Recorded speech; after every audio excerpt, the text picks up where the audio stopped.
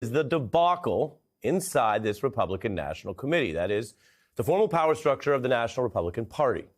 And they are in trouble over the now failed effort, there's the building, to see them try inside that building to hatch a plot to scuttle the remaining 48 state primaries. It's a bid by Republican elites to kneecap the Republican voters that exist throughout the whole country and that they will need in November, and all to try to stop any potential long primary waged by Nikki Haley against Trump.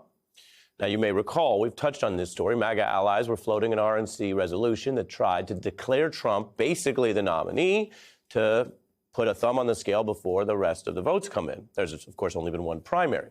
Now, they've backed down from that in public, but new reporting suggests the RNC chair's call was well received by Trump aides. And now tonight, reports are that one of the top-ranking House Republicans is pushing basically the same discredited message as the RNC did, but this time trying to corner Trump endorsements in the House by arguing that it is all over.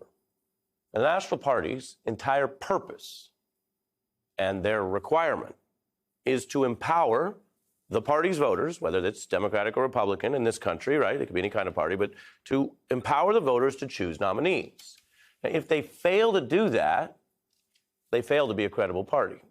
And how can you even have primaries sponsored by an institution if they, in public, are rigging things? Now, when Hillary Clinton had allies who did far less than this busted RNC plan, but they were caught privately pushing against Bernie Sanders' candidacy, that caused major strife at that year's Democratic convention.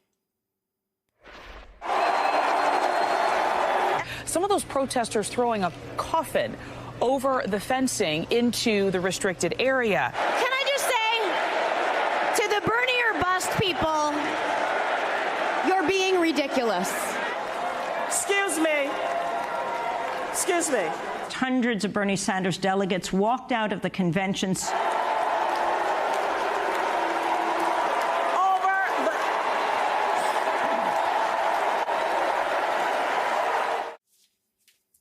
It went on like that, and if you want a full, deep history, there was more than one issue at play, to be sure. But a big part of it was the anger by the actual evidence that some people inside the DNC were unfair. That came out later, and I'll remind you of it, but that was, by any evidentiary standard, very small compared to what the RNC's chair, McDaniel, now admits to trying to do in public. I'm looking at the math and the path going forward, and I don't see it for Nikki Haley. I think she's run a great campaign, but I do think there is a message that's coming out from the voters, which is very clear. We need to unite around our eventual nominee, which is going to be Donald Trump. Do you have actual knowledge and awareness that he pushed the RNC to do that and then pulled back? The people that pushed it are his people. At the end of the day, this is not about the RNC. This is about the American people. Haley blaming Trump, it's his allies doing it, and what you heard there from McDaniel was the height of MAGA elitism. You can say there's a part of MAGA that's people out in the country and holding normal jobs, doing normal things, and you can debate their ideology. But there is a growing and pernicious set of beltway, hypocritical, anti-democracy MAGA elitists. And they have cushy jobs, and they rotate through the beltway just like anyone else, and they have to make sure Republican voters and other people who have other ideas about what they think MAGA means don't find out how crooked they are, to use one of the terms that Donald Trump used to use. Remember, Trump only has 32 delegates thus far. There has been one full primary and one caucus. Haley has 17. You need over 1,000 to secure the nomination. So when these MAGA elitists come out and tell their own voters who are waiting to participate in the process that the Republican Party created for the purpose of choosing delegates, they are in a pinch.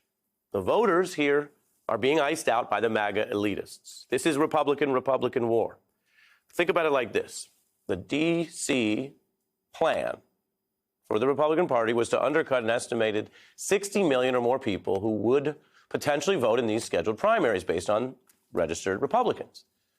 Now, there are many stories in politics that are about red versus blue or right versus left. This is not that kind of story. Now, some of Trump's backers may argue, well, they represent a certain wing of the party, and this is all about that. But this Republican chaos is, as I'm emphasizing to you, and the reason why it's a top story, it is something that is very important to understand. If you're a Republican voter that wants an honest primary system or wants your vote to count, well, now you're learning another layer of how this anti-democracy agenda undercuts you, even if you didn't care about it as much, perhaps, when it was red versus blue. This is red versus red, elites versus everyone else. And the reason the RNC backed down so quickly is that, one, they don't want the story to continue to be out there and get covered. Well, sorry, we're going to cover the facts wherever they lead. And two, they already know what a damaging and hypocritical look this is for the RNC MAGA elitists to be in. And that includes even with potentially Trump-leaning voters, to say nothing of the other Republicans out there who clearly welcome this primary because they're open to choices beyond Trump. Just as a not negligible, not 0% of the first two states where Trump had all of these advantages still saw a pursuit of other candidates. We saw that in Iowa, and we saw it in a major way in New Hampshire with Kornacki at the big board showing how many conservatives and independents and some Republicans were open to Haley. Maybe that does scare Trump so much that he's willing to at least try to see if he can short-circuit this thing. Now, these kind of internal party fights are important in politics because they really can take on a life of their own. It was those foreign-hacked Clinton emails I mentioned earlier that revealed how some Democratic staffers privately seemed to mock or even agitate against a then candidate in their party's primary, Bernie Sanders. It seemed that some of them preferred Clinton. And the party is supposed to be an honest broker during the primaries, not having people deriding or worse the candidates. Now, those were private emails by some staff. They were not the party chair publicly trying to end the primaries and say, as McDaniel did, well, we got one primary voted, so we kind of know everything that's going to happen. It wasn't the party taking a position to scuttle 48 primaries and then declare a magical nominee. The RNC was just caught doing that. The Clinton-Sanders race, whatever happened between those two candidates, of course, went much longer. It didn't involve that level. But even with the hints of unfairness by some of those Clinton allies, those hints caused the uproar and then a swift move for change. The Clinton allied party chair of the Democrats had to resign amidst that convention week. Debbie Wasserman Schultz is talking about her party's hacked emails that forced her to step down as chair of the DNC. No question to any objective observer's mind that the DNC was supporting Hillary Clinton and was in opposition to our campaign. Donna Brazil's book suggests that the campaign, that what the Democratic National Committee did, meant this election was rigged. Yeah, I think it was. Part of the leadership of the DNC at that time that heavily favored the Clinton campaign. Those were the concerns, and as I mentioned, there was some valid evidence on that. Your memories may depend on how much you followed it or which candidate you might like, but even Republicans claimed they were outraged by all of this. Take a listen to Trump. The whole thing we're going through, Bernie Sanders, it was a rigged deal. The whole thing is one big fix. She basically bought the DNC and she stole the election from Bernie. So that's what you ought to take a look at. Donald Trump seized on that because he knew those were politically viable attacks. People don't like things they consider to be a fixed process, whether that's at work or in politics. And the draft resolution is obviously fixing it. Now, Trump may be extra vulnerable here because he has so often publicly claimed to be against the RNC playing these kind of games. And he also tried to stake himself in a position of outsider, saying he wouldn't even necessarily vow to support the nominee who won the RNC process.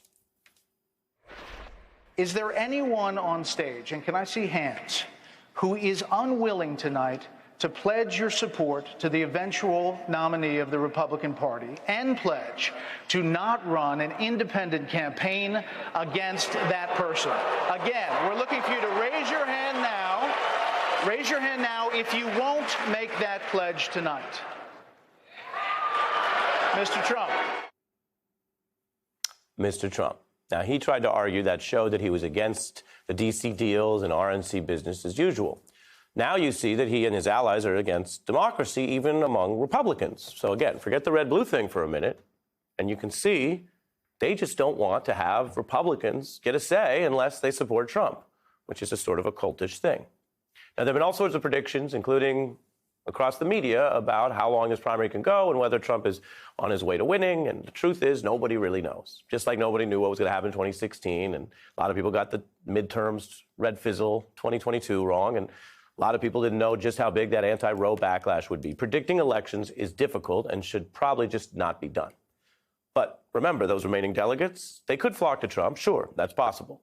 The rules also favor a frontrunner. These RNC rules that Trump likes. But something could shift, or Trump's legal problems could continue to metastasize. Haley has shown strength in New Hampshire, strength at the exact type of coalition that many Republicans think they would need to win in November, and a surge in donations that, of course, can continue to fund a long battle. She's holding on to her big donors. And many effective campaigns take time. We heard from James Carville recently reminding us how Clinton struggled and was down and out and then came back to second in New Hampshire. If you're old enough to remember the last election cycle, 4 years ago, Biden was fifth in New Hampshire. He was completely counted out by a lot of these same prognosticators, and he came back, won the nomination in the presidency. And as for Haley, well, she is using what is not yet a long campaign, a short one, 2 states, and already sharpening her message in ways that clearly may affect Trump, his standing among Republicans, his standing in the country, or may even win people over to her side. Are we really in this country going to have 2 80-year-olds running for president? It is a fact that when you are their age, you have mental decline. I don't care who you are. You have mental decline. He didn't just get me confused. He mentioned it over and over and over again. He's not what he was in 2016. He has declined. Not only has he declined, she argues, but if there is a fair, open, long race, he will keep declining.